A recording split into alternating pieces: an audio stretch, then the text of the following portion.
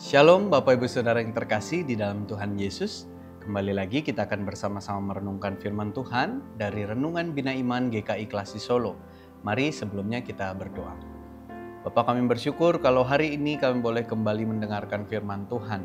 Biarlah kiranya melalui firman Tuhan ini boleh menolong kami untuk kami dapat mengerti apa yang menjadi kehendak Tuhan untuk kami kerjakan di dalam hidup kami. Terima kasih Tuhan, tuntun kami, berikan hikmat kepada kami. Di dalam nama Tuhan Yesus kami berdoa. Amin. Bapak Ibu Saudara yang terkasih, ayat kita pada hari ini terambil dari Kisah Para Rasul pasalnya yang ke-7, ayat 51 sampai 53. Kisah Para Rasul pasalnya yang ke-7, ayat 51 sampai 53. Hai orang-orang yang keras kepala, yang keras hati dan tuli, kamu selalu menentang Roh Kudus, sama seperti nenek moyangmu, demikian juga kamu. Siapa dari nabi-nabi yang tidak dianiaya oleh nenek moyangmu?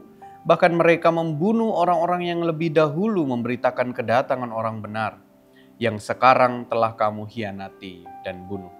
Kamu telah menerima hukum Taurat yang disampaikan oleh malaikat-malaikat, tetapi kamu tidak menurutinya.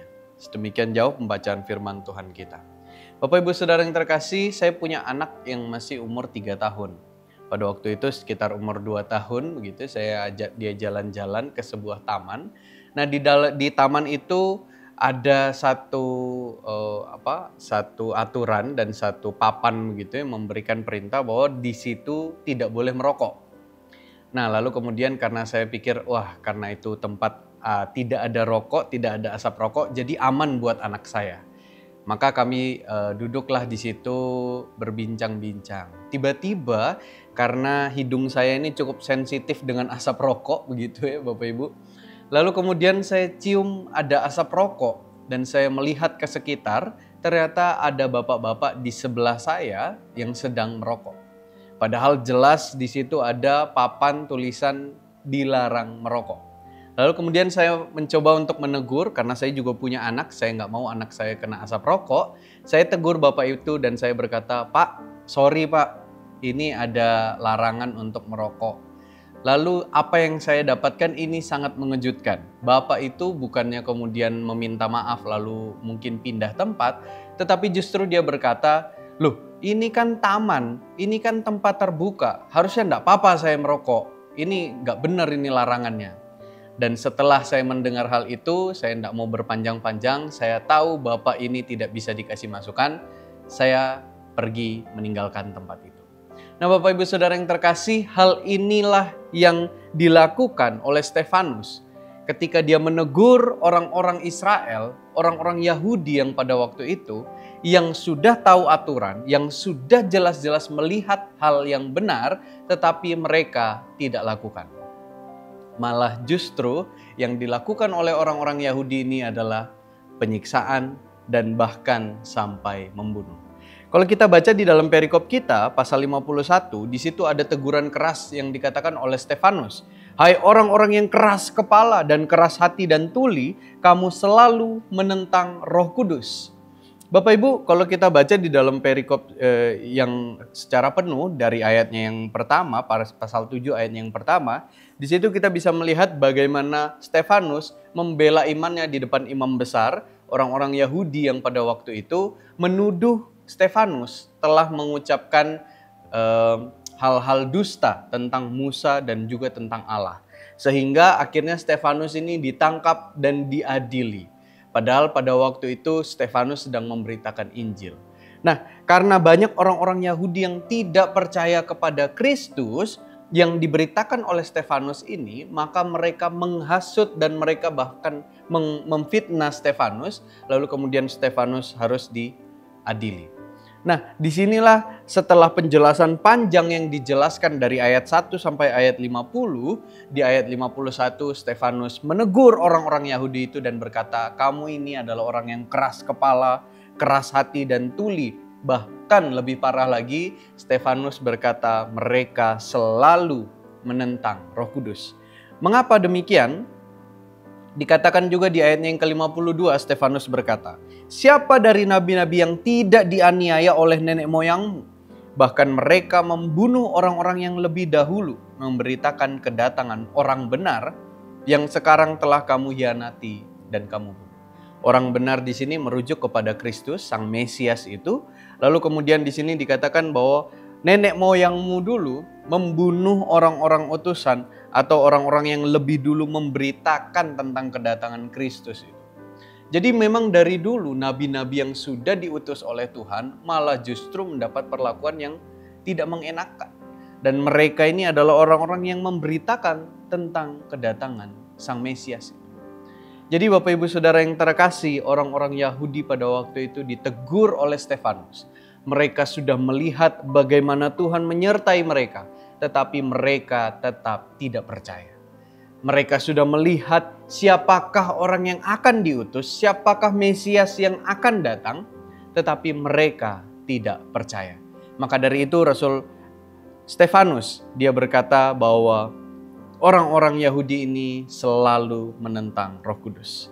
Bahkan di sini lebih parah lagi, Stefanus berkata di ayatnya yang ke-53, "Kamu telah menerima hukum Taurat yang disampaikan oleh malaikat-malaikat, tetapi kamu tidak menurutinya."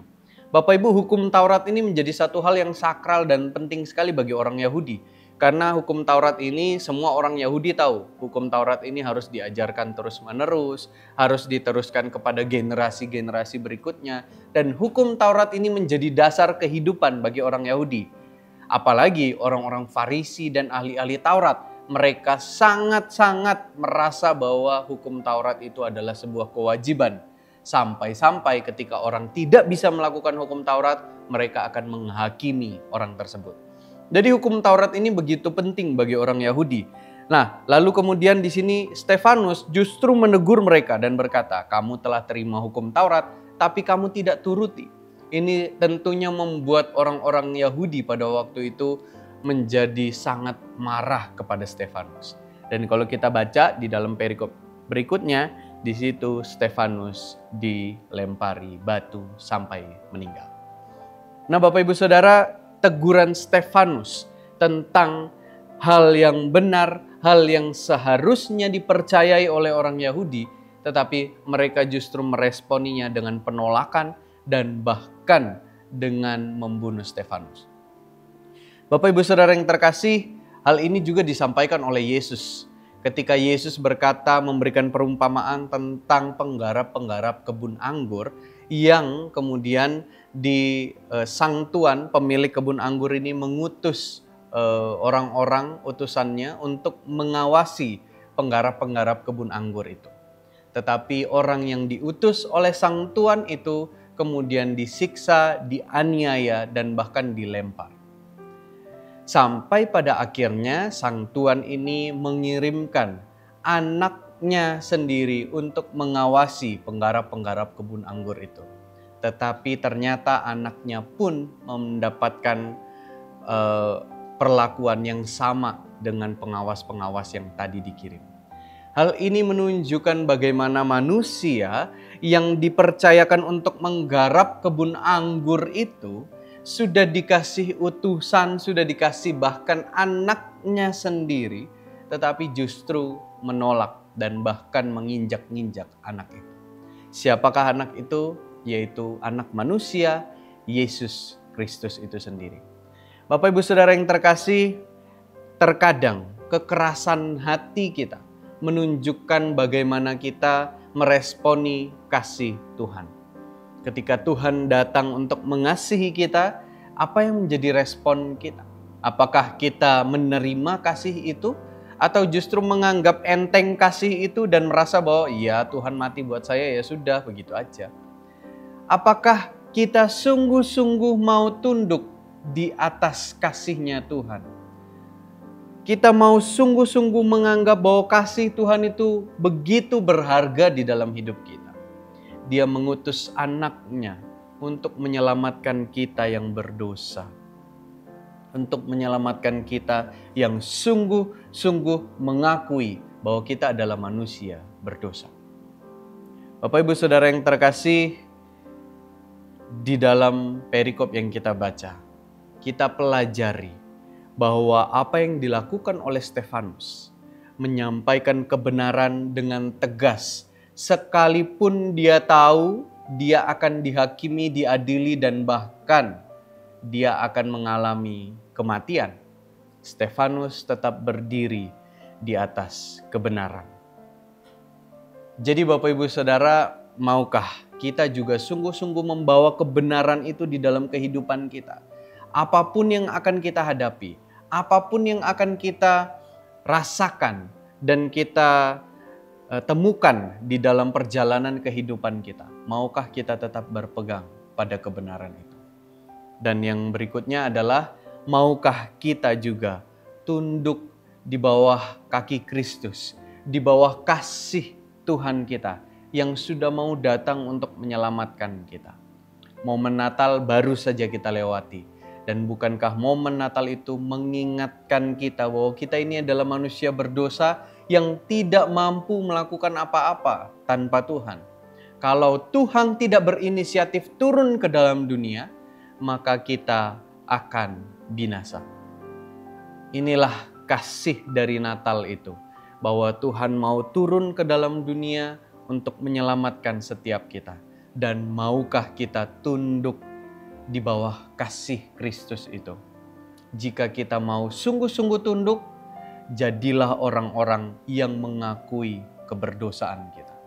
Karena orang-orang yang tidak merasa dirinya berdosa adalah orang-orang yang selalu mengeraskan hati. Sama seperti orang-orang Yahudi yang ditegur oleh Stefanus. Sama ceritanya kayak yang saya ceritakan tadi, bapak-bapak yang tadi. Ditegur, dikasih tahu, sudah jelas ada papan yang menjelaskan tidak boleh merokok, tapi malah justru melawan dan bahkan menyalahkan papan itu. Jadi Bapak Ibu Saudara, jangan keraskan hati kita. Tunduklah di bawah kasih Kristus, akuilah keberdosaan kita, dan jalanlah di dalam kebenaran yang Tuhan sudah tunjukkan kepada kita. Kiranya Tuhan menolong setiap kita, Tuhan menguatkan setiap kita. Amin. Mari kita berdoa. Bapa, kami bersyukur untuk firman-Mu boleh menolong kami, mengingatkan kami bahwa kelahiran Tuhan di dalam dunia ini menunjukkan bahwa kami harus tunduk di bawah kasih Kristus. Bahwa kami manusia-manusia berdosa ini tidak mampu melakukan apa-apa tanpa Kristus. Biarlah kiranya Tuhan menguatkan kami untuk terus berjalan di dalam kebenaran-Mu melalui dan menghadapi apapun yang ada di depan kami. Sekalipun kami harus mengalami penganiayaan, penderitaan yang dilakukan oleh orang-orang yang tidak percaya kepadamu. Tapi kami percaya dan yakin bahwa Engkau ada untuk menyelamatkan setiap kami. Terima kasih Tuhan, kami serahkan semuanya ke dalam tangan-Mu. Di dalam nama Tuhan Yesus kami berdoa. Amin.